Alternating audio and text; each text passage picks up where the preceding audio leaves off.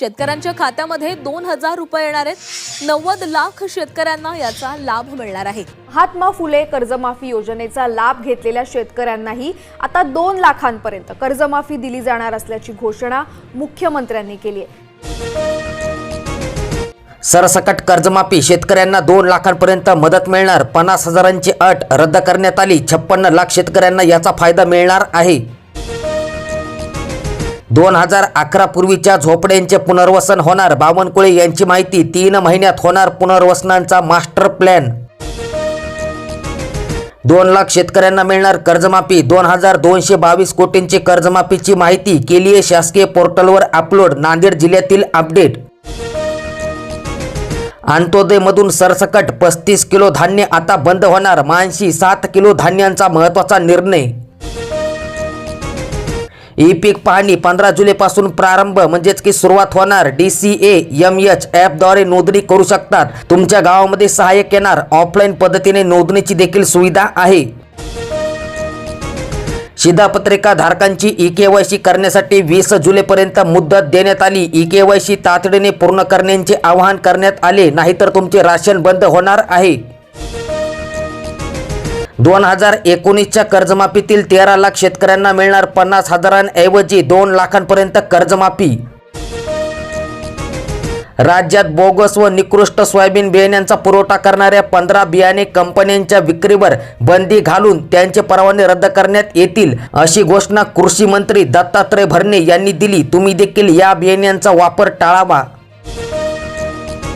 की शेतकऱ्यांना दिवसा 12 तास अखंडित वीज पुरवठा देण्यात येणार आहे। बिहारमधील मुख्यमंत्र्यांचा सर्वात महत्त्वाचा व मोठा निर्णय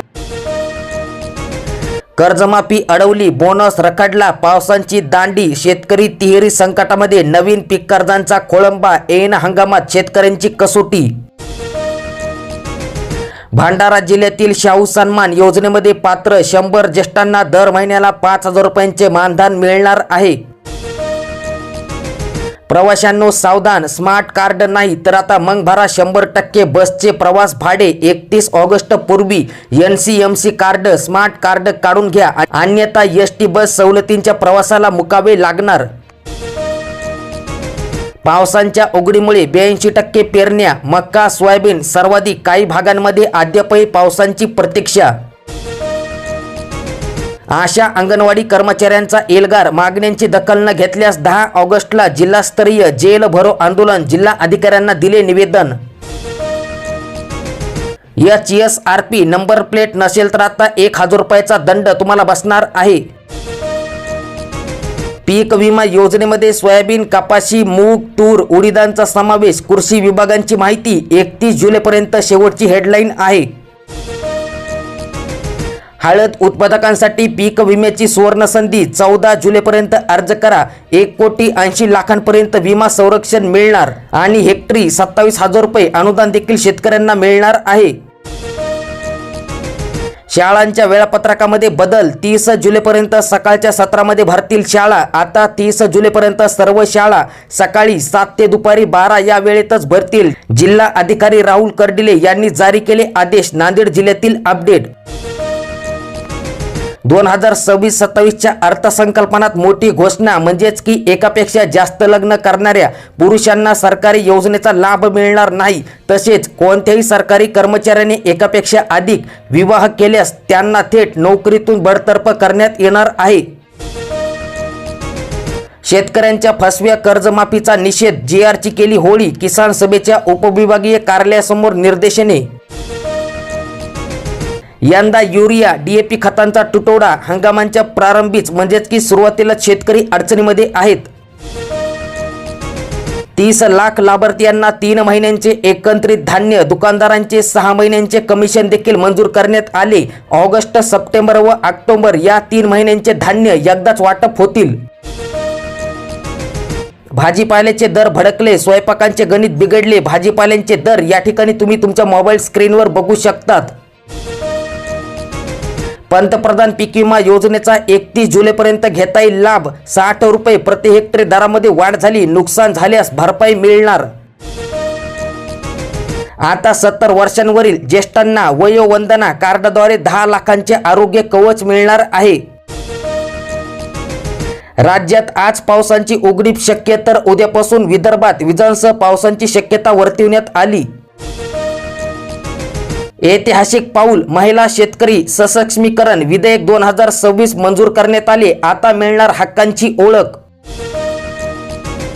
शेतकऱ्यांसाठी मोठी खुशखबर, कर्जमाफीवर मोठी घोषणा. म्हणजेच की गेल्या 3 वर्षांपैकी 2 वर्ष कर्ज फेडणारे शेतकरी या योजनेसाठी पात्र ठरतील. या निर्णयामुळे राज्यातील लाखो शेतकऱ्यांना खूप मोठा दिलासा मिळाला आहे. नियमित कर्ज परतफेड करणाऱ्या शेतकऱ्यांना देखील 50,000 रुपयांऐवजी थेट 2 लाख रुपये त्यांच्या खात्यामध्ये प्रोत्साहनपर अनुदान जमा होणार आहे.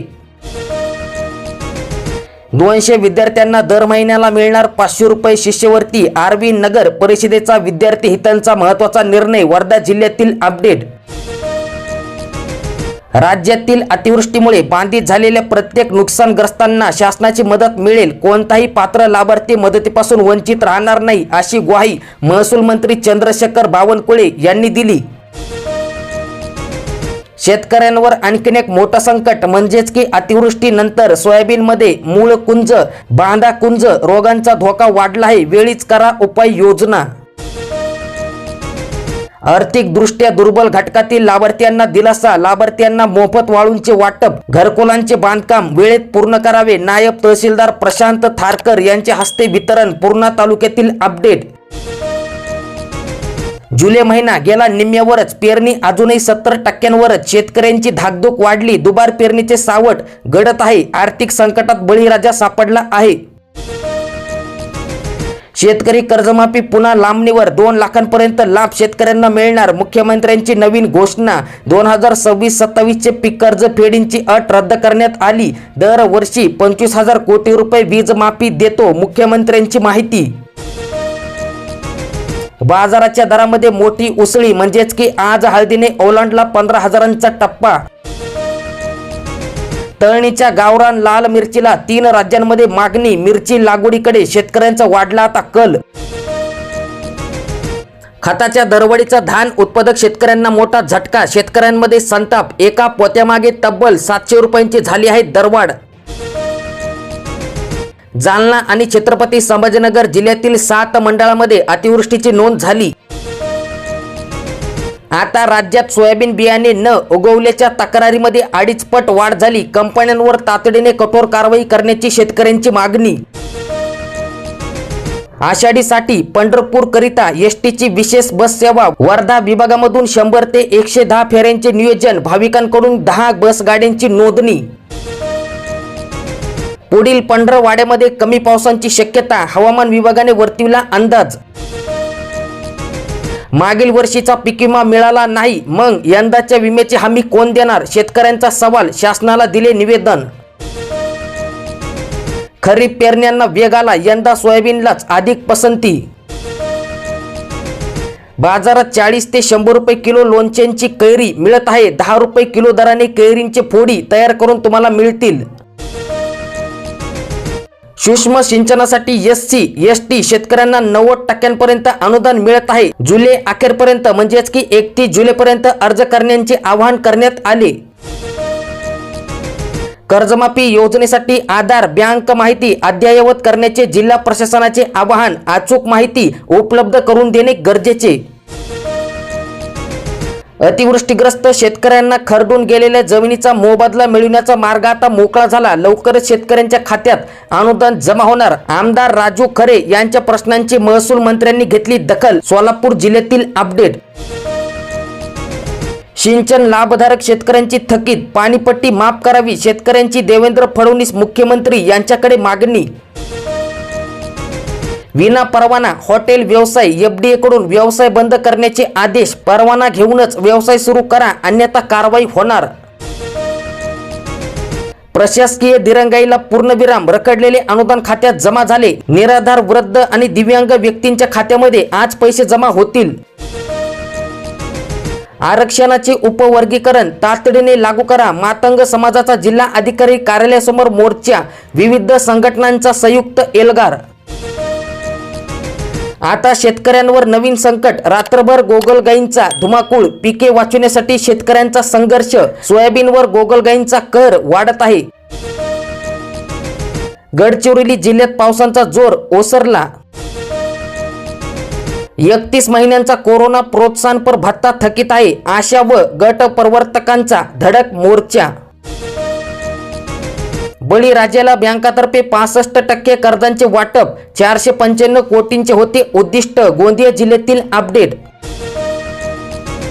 समृद्धी महामार्गावर प्रवाशांची लूट होत आहे. चहा 30 रुपये तर वडापाव 80 रुपयांना विकले जात आहे. 3500 लिटर दूध नष्ट करण्यात आले. 2 डेअरीवर टाळे.